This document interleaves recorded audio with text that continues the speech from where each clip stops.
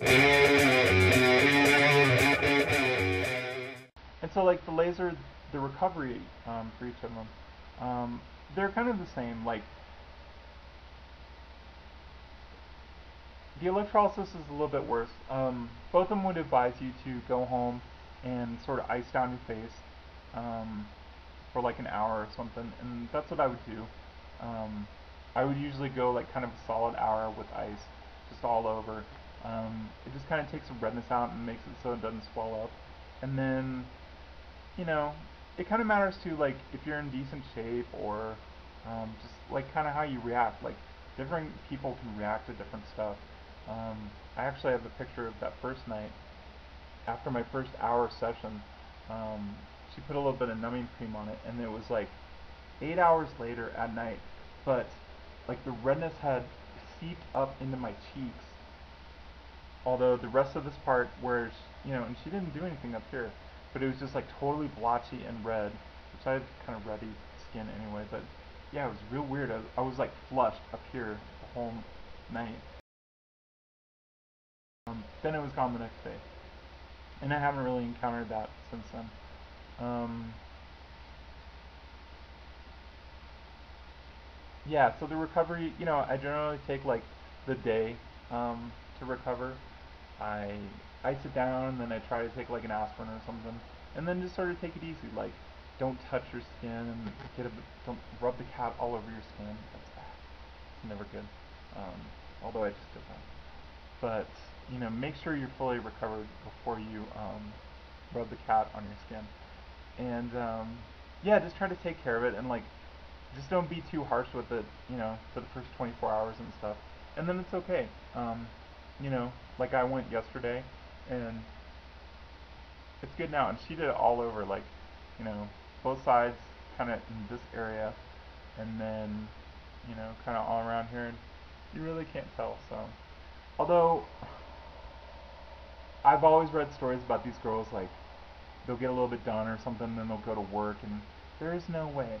There's no way I could go to work, like have this done in the morning and then go to work or something like that. Like, or I don't know. People would be asking so many questions, like, "What the hell happened to you?" Because it just looks like bee stings.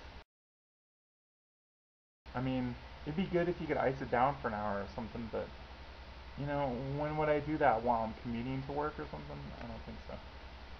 So anyway, um, yeah. So I've had the laser and the electrolysis, and I thought the electrolysis worked, or the laser worked fine.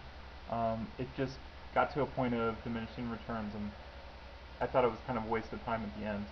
Um, and I thought I was a pretty good candidate too. Like, fairly light skin, and I had brown or black hairs, and so yeah, I thought it worked pretty well for me. Um, and the electrolysis, it hurts bad. Like, I tell you what, too, this area here around the lip, like right next to the lip line, is just awful. Like, I was gonna start bawling when she was doing it right here. It was That part hurt the worst out of anything so far. Like, I really almost cannot go on. But that's been the worst. You know, Everything else hurts, but I don't know. And I've been using a numbing cream. I use it used to be called Ella Max, like ELA something, but now it's just LMX, like Lima Mike X-ray 5. They have a 4 and a 5, and that's for the percentage of, I don't know, whatever the chemical is in the numbing agent.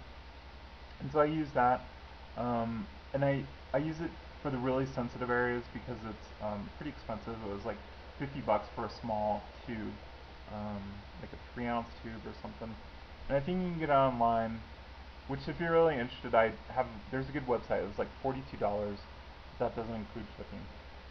So anyway, but it's about $50, and I just bought it from my electrologist, and so because it's expensive. I use it on the sort of most sensitive areas, so like my lip and just around the lip line, I guess, and then too, like kind of around the chin. That really kills too. So I don't know. And it's weird too. this is not required. There's another one called EMLA, which is like a prescription thing, but you have to put plastic wrap over. But the electrologist, she said to put plastic wrap on this stuff too, because it helps it penetrate more, which I don't know if that's true or not, but I've been doing it, and so I look like a freak. Like, I have to walk out the house like Frankenstein or something. And I walk in and I'm like, hello. And I have all this plastic crap on my face and it's awful. Luckily though, she has a side door and I don't know, and her clientele's cool. They're not all trans people, but I think they know the deal, so they've probably seen it before. It's just like walking out your front door is a huge block, so anyway. That's my take on hair removal. Um, it's expensive, but it's got to be done. Although 50 bucks an hour isn't that bad. Although on the coast and stuff, I've heard it could be like, you know, $200-300 an hour or something for laser, and that just seems crazy. So shop around, but it might be more expensive. But two, you have to do it. Like, I could not just shave and use beard cover makeup and stuff, and that just wouldn't happen. Like, I want to wear less makeup rather than more. Um, so yeah, if you have any questions, you can respond back to this video, and I'll be glad to help you out. Especially if you live in Colorado, I can sort of tell you where to go. But yeah, I'm gonna sign out for now.